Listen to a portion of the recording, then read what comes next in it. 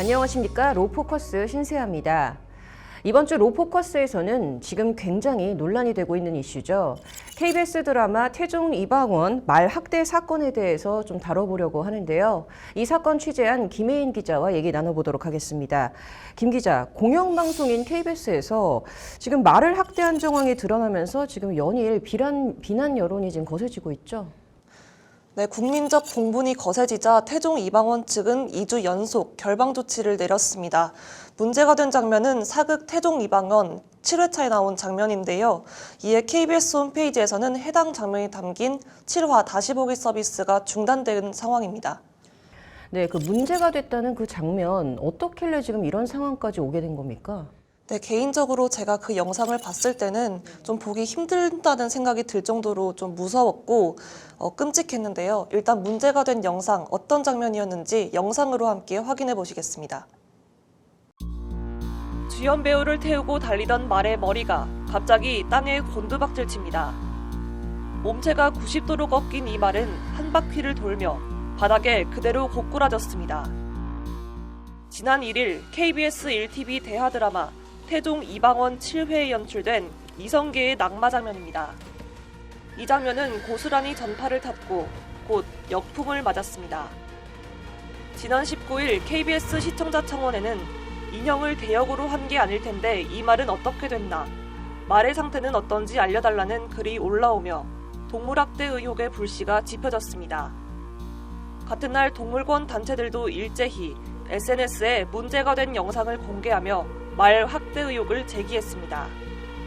동물자유연대는 말을 쓰러뜨리는 장면을 촬영할 때 말의 다리에 와이어를 묶어 강제로 넘어뜨린 사실을 확인했다며 촬영 직후 그 누구도 말의 상태를 확인하는 이는 없었다고 지적했습니다. 이후 드라마 폐지해야 한다, 우리가 내는 수신료 받아서 동물 살인하나 등 시청자 게시판에 비판이 쏟아졌고 결국 청와대 국민청원에도 관련 청원이 등장했습니다. 방송 촬영을 위해 안전과 생존을 위협당하는 동물의 대책 마련이 필요하다는 제목의 해당 청원글에는 약 15만 명이 동의했습니다. 외신 역시 이번 논란을 보도하며 동물 학대라고 꼬집었습니다. 한국에는 동물 학대를 금지하는 법률이 있음에도 동물권 단체는 오랜 시간 더 엄격한 시행이 필요하다고 요구해왔다는 게 미국 CNN 보도입니다. 파장이 계속되자 KBS는 2번에 걸친 입장문을 통해 드라마 촬영에 투입된 동물의 생명을 보호하지 못한 책임을 통감한다며 시청자 여러분과 관련 단체들의 고언과 질책을 무겁고 엄중하게 받아들이겠다고 밝혔습니다. 이어 최근 말의 상태를 걱정하는 시청자들의 우려가 커져 건강 상태를 다시 확인한 결과 촬영 후 일주일쯤 뒤 사망했다는 것을 확인했다고도 전했습니다. KBS 측은 사고가 재발되지 않도록 하겠다며 사과 입장을 밝혔지만 동물단체와 시민들의 분노는 잦아들 기미가 보이지 않고 있습니다. 공영방송 KBS가 동물학대가 웬 말이냐? 웬 말이냐? 웬 말이냐? 웬 말이냐? KBS의 관행적인 낙마 동물학대를 강력 비탄한다! 비탄한다! 비탄한다! 비탄한다! 동물단체들은 지난 14일과 26일 연이어 KBS 앞에서 기자회견을 개최해 공영방송 KBS가 동물학대는 웬 말이냐며 목소리를 높였습니다. 까미는 어엿한 말 배우였지만 제작진들은 촬영 소품으로 취급하였다.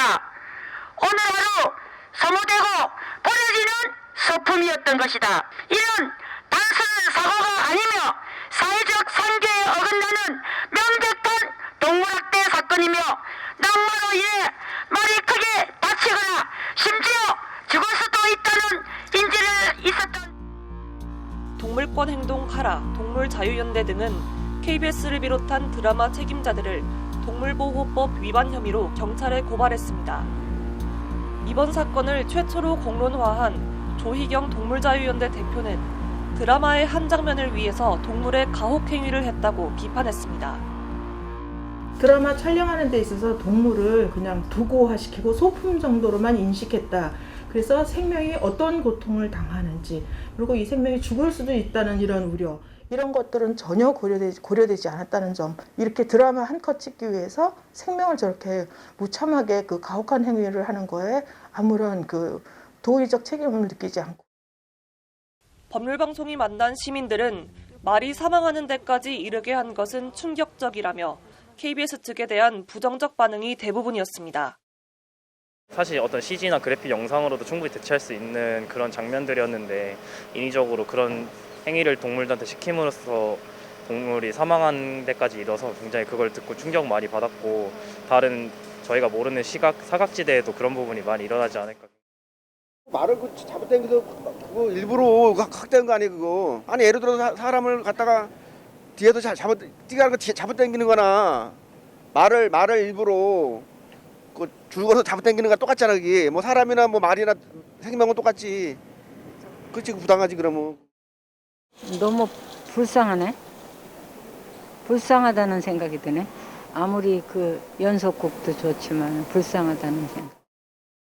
법조계에서는 학대의 고의성 입증 여부가 쟁점이 될 것이라고 하면서도 수사기관의 의지 역시 핵심 키 역할을 할 것으로 내다봤습니다. 근데 동물은 말을 못 하잖아요. 이 사람이 고의로 했다 뭐 어쨌다 말을 못 하니까 결국 모든 동물학대 사건들은 다 주변 정황을 보고 판단을 한단 말이에요. 그러면 이제 미필적 고의가 있느냐. 미필적 고의는 결국 이 말이 죽을 거를 예견할 수 있었냐. 그리고 이 말이 죽어도 상관없다 라고 생각을 했느냐. 이 두 가지인데 수사기관이 정말로 의지를 가지고 수사를 한다면 입증이 될 수도 있을 것 같아요. 법률방송 김혜인입니다. 네, 이 KBS의 동물 학대 논란 이번이 처음이 아니라고요? 네, 그렇습니다. 촬영장에서의 동물학대 문제, 특히 유독 KBS에서 꾸준히 이런저런 얘기들이 나왔습니다. 우선 지난 2014년 KBS 드라마 연애의 발견에서 토끼를 물로 씻기는 장면이 방송되면서 많은 이들의 공분을 샀는데요. 우선 어떤 장면인지 영상부터 확인해 보시겠습니다.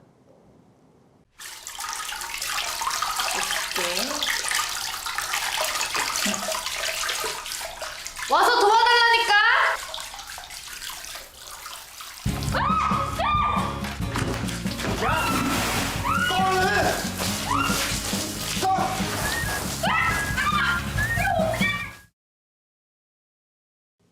네, 문제가 됐던 영상 확인해 보셨는데요. 토끼는 스스로 그루밍을 하는 동물이라서 목욕을 할 필요가 없을 뿐더러 피부가 약해서 질병에 걸리거나 스트레스를 받을 가능성이 크다고 합니다. 동물자유연대 정진아 팀장의 말을 직접 들어보시겠습니다. 하나의 사례를 들자면 몇 년 전에 한 드라마에서 토끼를 목욕을 시키는 장면이 있었거든요. 사실 토끼는 목욕이 따로 필요하지 않은 동물이고 그리고 쇼크살을 할 정도로 굉장히 위험한 이제 동물이거든요. 강제로 목욕을 시키거나 했을 때. 근데 이제 그런 습성이나 이런 것도 전혀 모른 채로 방송에서 이제 필요에 의해서 그렇게 다뤄졌다는 것 자체도 학대고. 이번과 같은 논란이 어제 오늘 일이 좀 아니었던 것 같은데요. 이 태종 이방원 사태로 뭔가 좀 이번에 변화가 있을 것 같은 느낌이 들긴 하지만 그간 이런 일이 좀 관행처럼 계속되어 온 이유가 뭘까요? 네, 동물단체들은 하나같이 동물을 소품으로 보는 것이 문제라고 지적했습니다. 영상으로 직접 들어보시겠습니다. 우리는 KBS가 태종 이방원뿐만 아니라 과거에도 반복적으로 낙마를 간행처럼 해왔던 것을 확인할 수 있었다. 실제로 2012년 KBS ETV 각시탈, 2014년 KBS 1TV 정도전, 2021년 KBS ETV 연모 등의 반복적으로 말이 꼬꾸라뜨리는 낙마와 1996년 KBS 1TV 용의 눈물에서는 살아있는 노루를 내던지는 장면 등 간행적으로 동물 학대를 네, 지금 계속해서 이번 사건이 뜨거운 감자가 되고 있습니다. 또 한 번 동물에 대한 인식이 개선되려면 좀 멀었구나라는 생각도 드실 것 같은데요. 부랴부랴 정부에서 이제 대책을 좀 내놓지 않았습니까? 네, 말씀하신 것처럼 국민들의 공분이 거세지자 농림식품부는 지난 25일 보도자료를 내고 출연동물 보호 가이드라인을 마련하겠다고 밝혔습니다. 지금 보고 계신 보도자료를 보면 가이드라인에는 동물의 생명권을 존중하고 동물보호법상 관련 규정을 준수한다는 기본 원칙과 함께 위험한 장면 촬영 시 안전조치 강구 등 준수사항이 담길 전망입니다. 농식품부는 이를 위해 영상 및 미디어 관련 업계들과 동물 행동진료 등 각계 전문가들로 구성된 민관 협의체를 구성하겠다는 방침인데요. 또 향후 각 미디어 제작사, 방송사별로 자체적으로 마련하고 있는 방송 제작 가이드라인에 동내용이 반영될 수 있도록 협조를 요청한다는 게 농림식품부 설명입니다. 네, 근데 이 사망한 말이 퇴역 경주마다라는 사실이 밝혀졌습니다. 이를 두고 좀 마사회도 책임이 있는 거 아니냐라는 지적도 나오고 있어요. 네, 공교롭게도 올해가 경마 100주년이라고 합니다. 한국마사회 말박물관은 경마 100주년 특별전을 개최한다고 밝힌 바 있습니다. 저희 취재진이 직접 마사회를 찾아가 보기도 했는데요. 일단 영상으로 같이 확인해 보시겠습니다. 저희가 사실 말복지 관련해서는 이전부터 계속 노력을 해왔던 사안이거든요. 그래서 2014년에 수의보건 분야 중심의 말보건복지위원회를 설치를 했고, 말복지 6대 원칙 제정을 했고, 사실 회사의 어떤 법률적인 입장을 내기는 약간 애매한 건이다 보니까 그게 어쨌든 KBS에서 1차적으로 그것에 대해서 입장을 발표하는 게 맞잖아요. 저희가 그거에 대해서는 어떻다라고 말씀드리기는 약간 애매한 것 같아요. 저희가 어쨌든 말복지 관련해서 일단 이러한 노력을 하고 있다는. 해당 드라마에 사용된 말까미는 약 5년간 경주마로 이용됐고 약 6개월 동안 말 대여업체 소속으로 지내다 촬영 이후 부상 후유증으로 사망한 것으로 알려졌습니다. 한편 한국마사회는 경마로 매년 8조 원의 수입을 벌어들이고 있습니다. 경주마 같은 경우에는 40% 정도는 승용 그쪽으로 쓰이는 거고 50%는 죽고 10%는 어떻게 되는지 모르고, 자 그러면 그 죽거나 어떻게 되는지 모르는 아이들은 도축이 되는 거죠. 사료로 되는 거죠. 그거를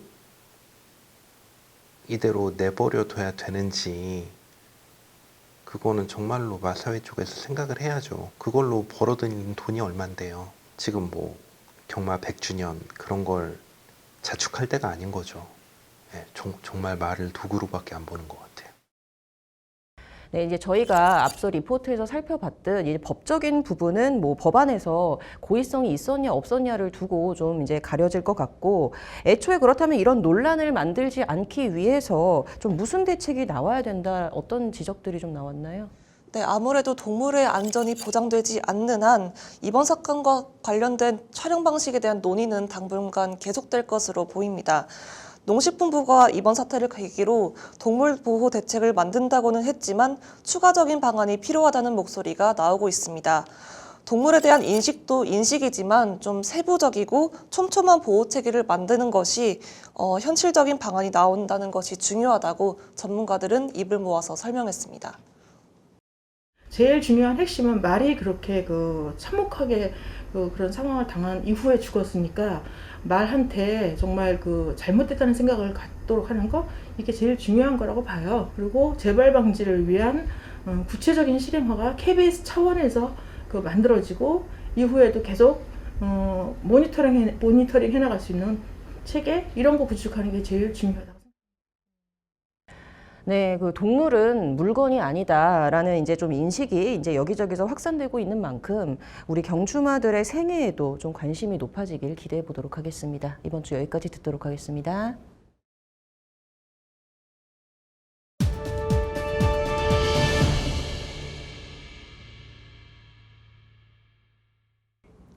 지난주 로포커스에선 서해 공무원 피격 사건에 대해 집중 보도해드렸습니다. 정보력 논란을 불렀던 해경이 지난해부터 경비정보 고도화를 명분으로 별도의 조직 구성을 추진 중인 것으로 나타났는데요. 여야를 막론하고 시기상조라는 말이 나온다고 하는데 어떤 얘기인지 석대성 기자가 보도합니다. 승객 200여 명을 태운 카페리어가 오늘 오전 10시 바다 한가운데서 침몰하면서 승객 42명이 숨졌습니다. 이 죽음의 지역에서 해군과 해경, 해난구조대원들이 인양 작업을 벌이고 있습니다. 배를 좀 빌려줘요. 지난 1996년 서해 회리로 사건을 계기로 독립한 해양경찰청. 하지만 해양 참사는 20년 넘도록 늘고만 있습니다. 1996년 661건을 기록한 해양 사고는 매년 꾸준히 늘어 세월호 참사가 발생한 2014년 2,300건을 넘었고 2020년엔 3,000건을 돌파했습니다. 세월호 참사 후 박근혜 전 대통령은 해경 해체를 선언하며 수사 업무를 경찰로, 구조, 군안 업무는 국민안전처로 이첩하는 조치를 단행했지만 문재인 대통령은 집권 후 해경을 다시 별도의 조직으로 독립시킵니다. 저는 오늘 부활한 대한민국 해양경찰에 국민의 명령을 전합니다. 바다 영토와 주권 수호에 한치의 빈틈도 있어서는 안 됩니다. 재독립한 지 3년을 간 넘긴 2020년 정부 실책으로 가장을 잃은 한 가정은 해경의 말 한마디에 월북자의 가족이란 오명을 쓰기도 했습니다. 평소에 그런 성향을 가졌다거나 그런 지유가 있었다면 그럴 수도 있겠다라는 생각할 수 있는데 증거는 보여주지 않고 오히려 은폐하려는 느낌을 저희는 줄 수가 없고. 당시 북한군 총격에 숨진 해수부 공무원 이모 씨가 정신적 공황 상태에서 월북을 시도했다고 주장했던 해경. 쏟아지는 취재진 질문에 결국 일부 내용은 국방부 첩보 자료에 기초한 것이라고 실토했습니다. 지난해엔 울릉과 포항 노선을 운항 중이던 우리 누리호와 선라이즈호 주변으로 포탄이 떨어지면서 대형 인명사고가 일어날 뻔했지만 해경은 피해 사례가 없다며 수사에 착수하지도 않았습니다. 해군에 인도될 호위함이 시험 운항 중 포탄을 발사했는데 여객선을 운항하는 선사와 선박을 관리하는 포항해양수산청 모두 해경으로부터 사격훈련 사실을 미리 안내받지 못했다는 입장이었습니다. 이런 해경이 최근 해양경비정보 수집 권한을 강화하겠다고 나섰습니다. 인공지능 해양경비 시스템 구축 명목으로 올해 20억 5천만 원 예산을 확보했고 행정안전부는 이미 시범사업으로 태스크포스를 운영 중인 것으로 전해집니다. 국회에선 해양경비정보 상황센터 설립을 골자로 한 해양경비법 개정안이 법안 심사 소위를 통과했는데 해경의 정보 고도와 역량에 대해선 의구심을 포하는 목소리가 여전합니다. 안병길 의원은 법안 심의 과정에서 최근 해경을 둘러싼 일련의 사건을 거론하며 현 시점에서 조직을 키운다고 대응이 되겠느냐 질타했습니다. 신설하려는 정보센터의 성격과 기능도 기존 종합상황실과 유사하다는 비판도 나오는 실정. 이 때문에 몸집을 불리려는 욕심보단 내실을 기해야 한다는 지적이 나옵니다. 법률방송 석대성입니다.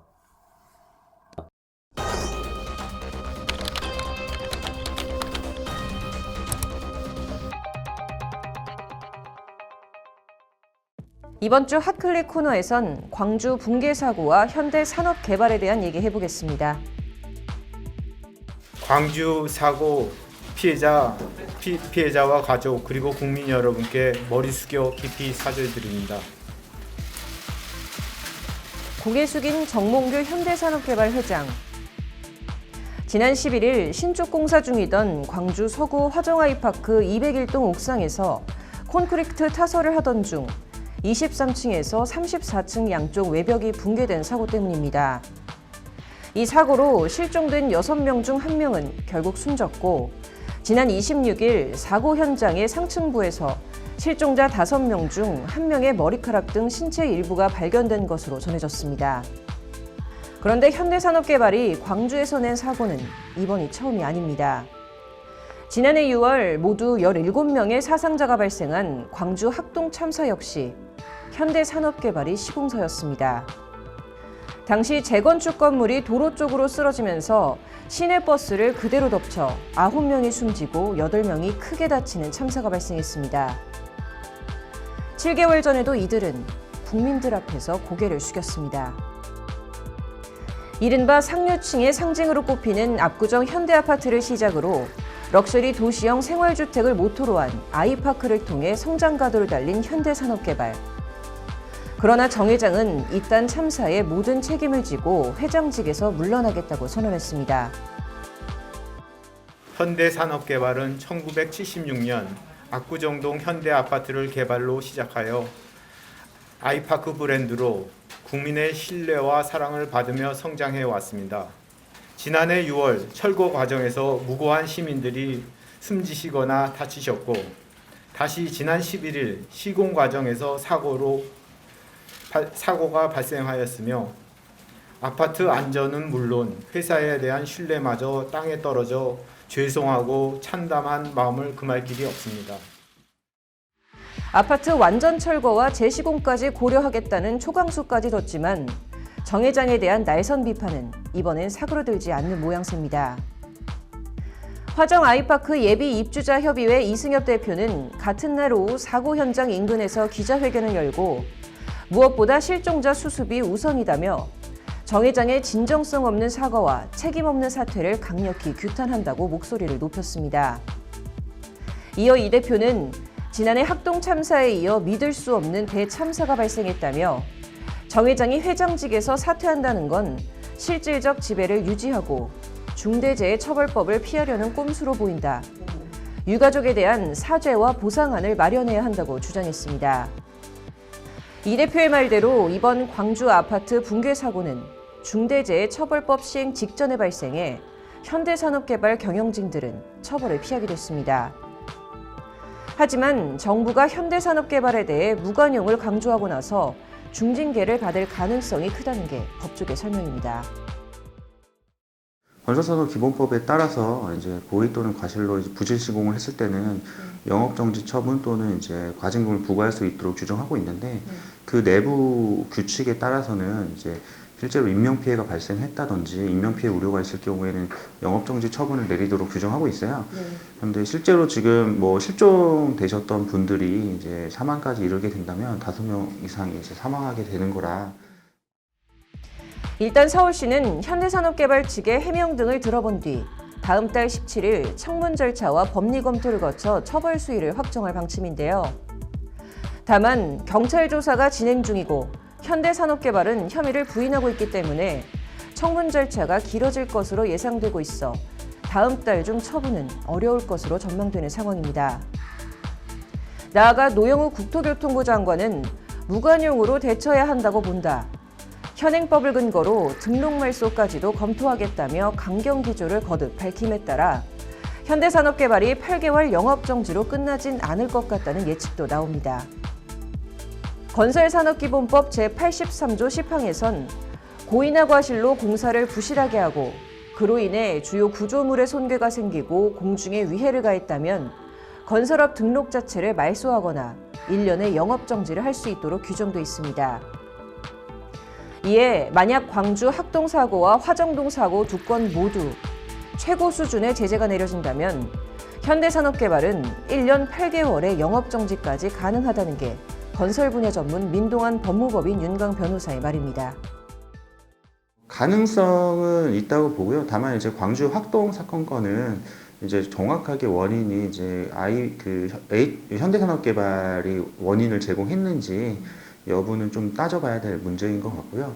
다만 요번 이제 광주 그 아이파크 아파트 붕괴 건은 골조공사 관련해서는 아무래도 더 그 책임이 과징될 거라고 예상은 하기 때문에 왜 그러냐면은 이제 그 외벽에 지금 붕괴가 일어났던 뭐 타워 크레인이랄지 아니면은 골조공사의 동바리 설치 여부나 거푸집 존치 기간 여부는 결국은 그 현대산업개발이 직접적으로 지시를 하지 않으면 사실은 관리 감독 부분에서 좀 더 직접적인 그 영향이 있을 거라고. 일단 도의적 책임이라도 지겠다며 사퇴한 정몽규 회장에 대해 덮어놓고 비난만 할 수는 없겠습니다. 하지만 사고 원인 규명이나 대책 마련은 제대로 시작도 않은 채 회장직만 내려놓은 것은 국민들 눈엔 당연히 무책임하게 비춰질 수밖에 없을 겁니다. 아직 생사도 파악 안 된 실종자들에 대한 수색을 우선으로 하고 추후 현대산업개발이 신뢰를 회복할 길이 무엇인지를 다시 한번 고민해야 할 것입니다. 이번 주 핫클릭 여기까지입니다.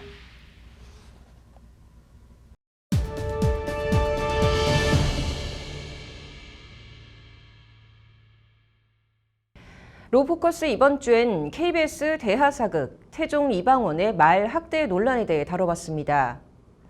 태종 이방원은 타사의 쟁쟁한 드라마들과의 경쟁 속에서도 시청률이 11%를 달하며 KBS의 간판 대하 드라마로 흥행가도를 달리고 있었습니다.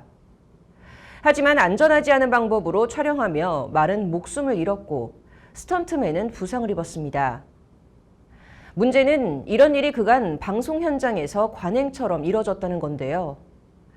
최근 영국 정부는 올해 설립 100주년을 맞은 세계 최고 공영방송 BBC의 수신료 폐지를 공포하며 공영방송의 시대는 끝났다고 말했습니다. 수백 개 채널이 경쟁하는 국내 미디어 환경에서 갈수록 존재감을 잃어가는 공영방송. 경쟁력을 갖추고 살아남기 위해선 KBS도 BBC의 현 위기를 거울로 삼아야 할 것입니다. 로포커스 여기서 마치도록 하겠습니다. 시청해주셔서 고맙습니다.